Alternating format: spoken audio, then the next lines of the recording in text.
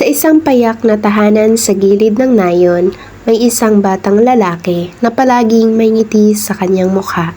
Siya si Bunso, ang pinakabata sa tatlong magkakapatid. Ang kanyang paboritong laruan ay isang lumang tren na gawa sa kahoy. Regalo mula sa kanyang yumaong lolo.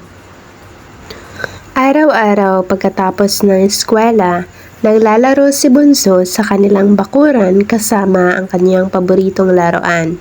Gumagawa siya ng mga daan at tulay mula sa mga sanga at bato.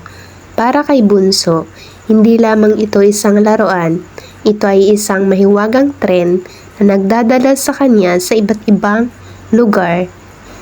Isang araw, habang masayang naglalaro si Bunso, napansin niya na ang kanyang mga kapatid at ibang mga bata sa kanilang nayon ay may mga bagong laruan. Nagsimula siyang makaramdam ng inggit at hiniling na sana ay may bago rin siyang laruan. Nang malaman ito ng kanyang ina, kinausap niya si Bunso. Bunso, alam mo ba na ang laruan mong iyan ay espesyal? Hindi dahil sa bago ito o mamahalin, kundi dahil ito ay may kasamang pagmamahal at alaala mula sa iyong lolo, paliwanag ng kanyang ina. Napaisip si Bunso at naunawaan niya ang halaga ng kanyang laruan. Hindi lamang ito isang peraso ng kahoy, kundi isang mahalagang bahagi ng kanyang buhay at alaala ng kanyang lolo. Mula noon, mas lalo pang minahal ni Bunso ang kanyang lumang tren. Ipinagmalaki niya ito sa kanyang mga kapatid at kaibigan. Sa tuwing naglalaro siya, naalala niya ang pagmamahal at mga kwento ng kanyang lolo.